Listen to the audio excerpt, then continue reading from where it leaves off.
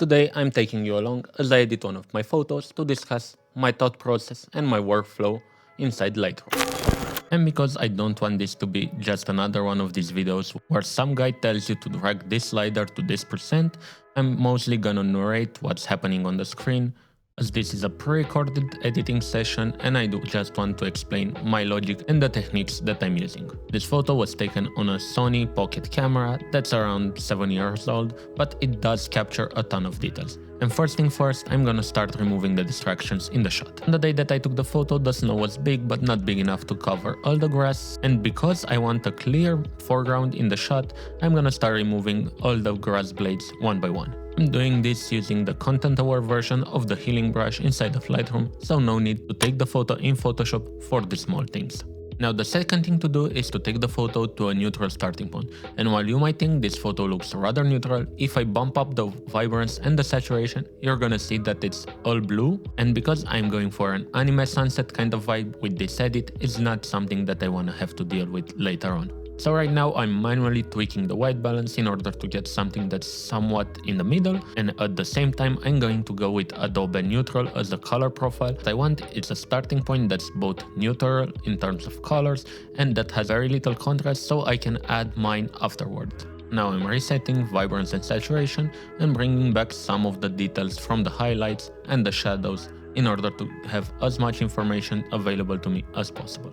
And before I start to do any color work, I'm gonna apply my grain preset and my saturation fall off preset. You can find both of them in the link below. As a brief description, the grain preset applies 3 masks based on luminosity, so your photos will have more grain in the midtones and highlights as they should on film.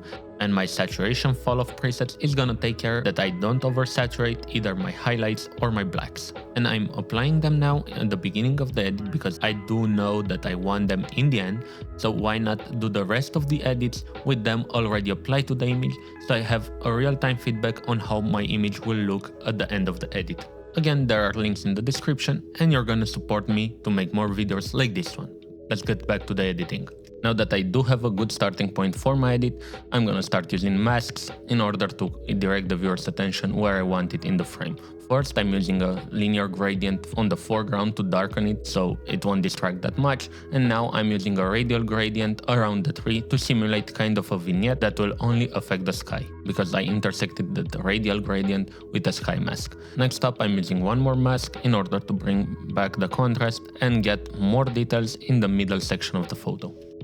Now that I have a general idea of where my exposure is throughout the image, I'm using the tone curve in order to add back the contrast that I removed in the beginning of the edit. Going back to the white balance sliders for a bit because I wasn't happy with the tonal contrast between the blue skies and the orangey sunset, and some more tweaking of the mask before it finally starts to color grade the image. First off, I'm going to the calibration tab where I'm starting to play with the sliders, checking both ways and see what I like and what I don't like, but mostly because the image is almost all blue, the most impact had the blue slider, so that's where I started to create the color. Now I'm playing with the color wheels in order to give that anime look that I'm going for.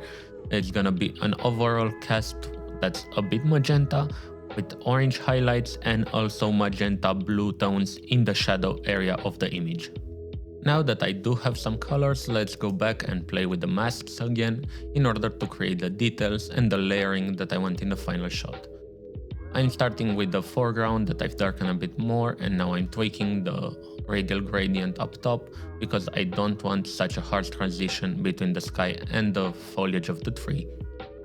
One more radial gradient in the mid zone of the image because there is the zone that I want more contrast and more details. And now is that part of the edit where I'm gonna start going back and forth, tweaking the colors some more and trying to find the sweet spot for them, and then going back and tweaking the masks some more in order to add some more contrast or bring out details exactly where I want them to be. Going back on your past decision and tweaking them is part of the editing process, so you are seeing me going back and forth, and that's something that I do with almost all my images. It's never something that comes naturally and I know exactly where to drag a slider or what mask to apply in the beginning. It's a process with many layers that I'm building upon one another in order to get the final look that I really want for the image. And at this point in the edit, I was pretty much happy with the general color look, but there were two things bothering me. Firstly, the foreground had a pretty straight line because I was using a linear gradient to darken it down and didn't have enough details, and then in the middle ground I wanted more sun to reflect off the snow in order to give more warmth to the entire image. So that's what I'm working on right now, and I'm doing this by subtracting a linear gradient from another linear gradient, a trick that is really good if you just want to select a thin part of the image in the middle. And because I was playing so much with luminance mask and adjusting the contrast in the middle zone of the photo, I eliminated any trace of a shadow that the tree might have casted on the snow. So right now I'm trying to bring that back and give a more natural overall light to the image. To achieve this, I'm first gonna add a few radials on the sky in order to give that warm sun glow, and then I'm going to raise the shadows in the foreground, create some shadows using a radial gradient mixed up with a few brush strokes, and now I have something that looks a lot more natural. Even though it's not necessarily a reflection of the reality at the moment, it looks good to my eye, and that's what's important for me.